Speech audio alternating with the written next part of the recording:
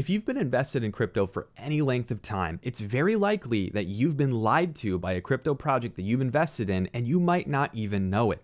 Today, I'm going to expose one of the biggest lies in the crypto space, how you can spot it, and how to protect yourself from this increasingly prevalent issue as you navigate the crypto space.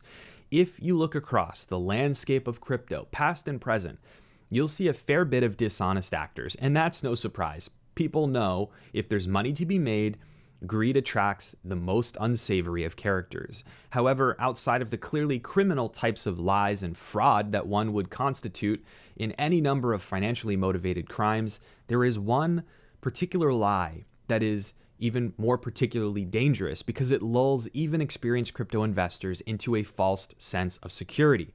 Literally a false sense of security. And that lie is the all-powerful label of a third-party audit for a crypto project. Any crypto project that wanted to garner any kind of investment over the last few years would have had no choice but to slap a big old banner up on their website and all their socials that said, hey, we've got a third-party audit of our code. We are secure.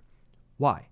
Because after a handful of high-profile exploits in crypto, third-party code audits started to really take off, and marketers really took notice of that trend. Hey, if we say we're audited, people are going to trust us. They're going to trust us more, and they're going to invest more. They're going to use our DeFi project. It makes sense. You probably wouldn't want to risk your hard-earned money on an unaudited project, would you? I mean, that would just be too risky. However, let me be very clear. The word audit alone does not mean jack diddly squat. My grandpa used to say that in the context of a crypto project or any form of code for that matter. And the reason for that is because not all audits are created equally. Not all projects are all that honest about the fact that they've been audited, and an audit, no matter how good, does not guarantee safety. Let's unpack this a bit more so you can protect yourself from this phenomenon as you invest in crypto. There are patterns you can look out for. By the end of the video, you'll have my process for evaluating the value of an audit, so make sure that you stick around until the end. It'll be worth your time. First of all, let's address the reality that not all audits are the same, and not all audits are going to give you any confidence in the security of a given project's code. When it comes to code auditing, here's how this usually pans out. A company, hopefully with security researchers, experienced developers, and cybersecurity professionals that have a clear understanding of best practices for a given type of application or system, the auditor will agree to a statement of work with the subject of an audit. In other words, the auditor, the company that's going to audit, will agree to the scope and terms of the audit with the team who is furnishing code to be audited. And this is where it gets really tricky. And it makes it really easy for marketing teams to tell a half-truth and get you to feel confident in investing in their project. The most important thing to note here is this. The scope of an audit, or its overall coverage of the code, how deep they go into the code, is the most important aspect of how much value that audit has. Second only in importance to the quality and experience of the auditor themselves, but more on that in a minute. Stick with me. Let's take an example of this here.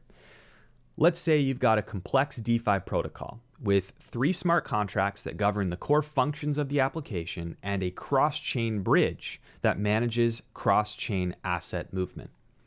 That DeFi project may seek a third-party auditor to evaluate the security of their 3 core smart contracts, but leave the bridge contracts and code out of scope for that audit.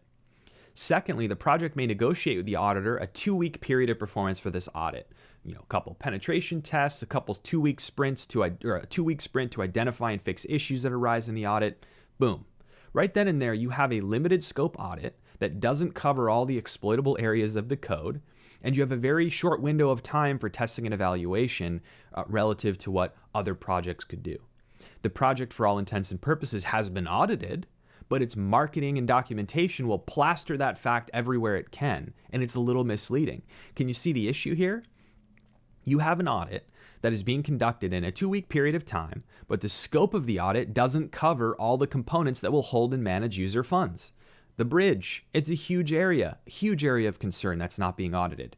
Without a clear picture of what the scope of an audit was, I can't in good faith predict what's going to happen, and I can't count that audit as a positive in my evaluation of a project. In fact, it would give me pause about investing if I don't know the scope of the audit. Remember, you need to know the scope of the audit no matter what. And make sure you stick around till the end because there's a great tool that I use that can also help you uncover information about audits for projects. Definitely an interesting tool to use. Now, I also mentioned how important it is to have a quality auditor doing the audit, which makes perfect sense, right? I could hire a junior developer to audit my Solidity smart contracts, but they wouldn't be the best person to convey best practices and comb through that code with a fine-tooth comb. They just don't have the experience to do it. They'll eventually get there if they stick with it, but they're not ready yet. There are big industry names. We're talking names like Certik, Open Zeppelin, Consensus Diligence, Trail of Bits, Halburn, among others who are known for audits in the crypto space and elsewhere as well. These are names that I like to see for an audit because they have a relatively high minimum quality bar for audits that they do in my experience. I've actually personally been involved in an audit with Trail of Bits and Certik in my day, so I can personally attest to their level of diligence. It's definitely good if you go through the whole process. More on that in a few. Now, that's not to say that an audit from a lesser known group or individual is just not viable, but it's a lot harder to verify the results without a full report and a bit of savvy to know what things mean on that report. This is just a part of the overall complexity of using an audit as grounds about whether or not to invest in a crypto project. Now, outside of a limited scope audit that's misleadingly represented as a full audit and an audit from an unknown or unverifiable author, the other major way projects try and mislead you into thinking their audited project is perfectly safe is what I like to call the transitive audit, meaning a project will use pre-audited smart contracts from a company like Open Zeppelin and repurpose those for their projects, and then they'll advertise that they've been audited when in fact they haven't undergone another audit. They're just referencing the one that was done on the code they used. And this happens all the time. You'd be surprised at how often this happens. And it just makes it that much more important to really do due diligence on the claims that marketing teams make in crypto, because most of them are not concerned about you.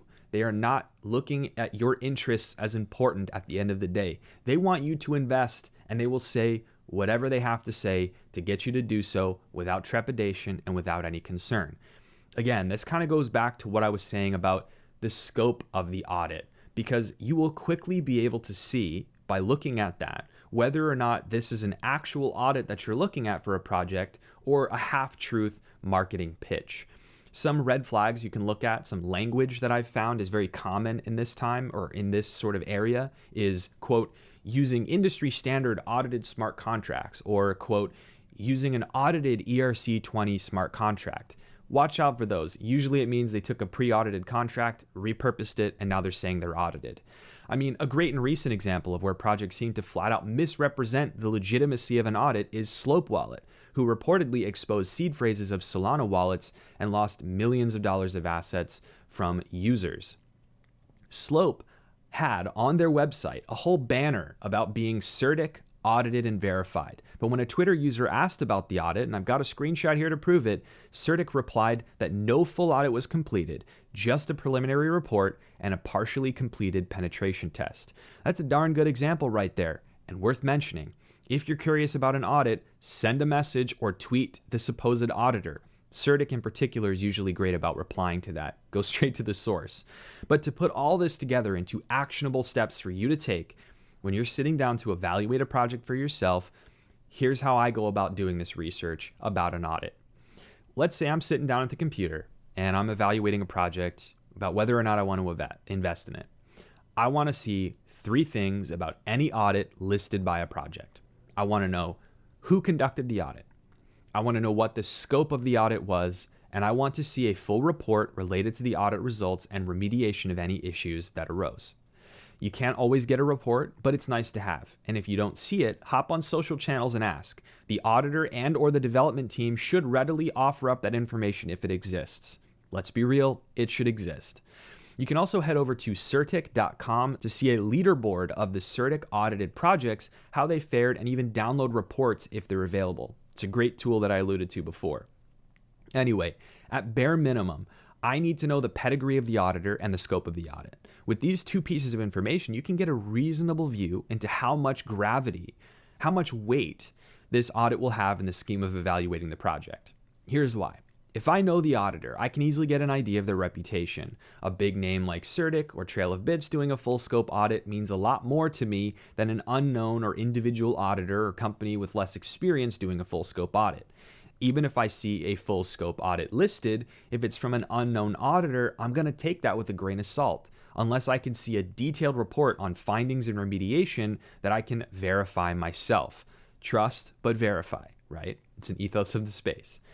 This is literally the motion I go through when I look at new crypto projects that claims an audit in their marketing. I want to know everything about it.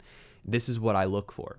That said, I want to be very clear. Even a full scope audit by a big name like Certik is not going to be a guarantee that nothing can go wrong or no exploit can happen that loses you funds. It just gives you more confidence that the clear areas of exploit have been covered.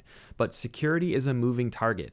It's never going to be fully achieved. It's never going to be perfection. So you need to know that going in. That's just the truth. The ultimate truth is, even a full scope audit from a reputable name like Certik is not going to promise you that nothing can go wrong. Crypto in particular is multifaceted, it's complex. You need to audit for code, for economics, for all kinds of attack vectors that are sometimes unpredictable. So even with that top tier audit, things can go wrong. Take Thorchain, for example. They had a full scope audit from Certik 1 year before, a slew of high profile exploits that took them months to recover from. And this happens, but they did the right thing. They went back to the drawing board. They got 2 independent audits done with a high degree of granularity and relaunched only when they were confident that fixes were in place that would prevent future issues and that would cover the obvious spots. Now they're chugging along nicely again and fully recovered, so you can recover. The bottom line is that if you want to invest in teams who invest in security. Teams who show they care about security enough to pursue these audits and respond to the reality that issues will one day arise no matter how good or how diligent that you are. If you know what to look for when projects try to mislead you and trick you, you can protect yourself to the greatest degree possible in this space. So every time you invest in something, you take a big risk. That's implicit. So why not take the steps that are necessary to give yourself the best possible chance or the maximum amount of confidence that security is a top priority for whatever team and project that you're investing in.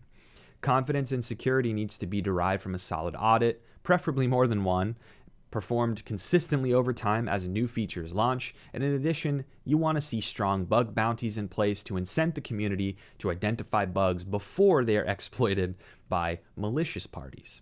So if you take a look at these items with an objective view, it'll really help you in making decisions about how risky a project is to invest in, and you'll make better decisions in the market. Hopefully, you'll avoid getting embroiled in too many more bridge hacks, DeFi hacks, and other areas. That said, if you want to learn more about the biggest security threat in all of crypto right now, check out this video I made about a trending target for hackers that has cost crypto investors billions of dollars to date. It's worth a watch so you know what to do and how to protect yourself. Regardless, thank you so much for watching, and until next time, cheers.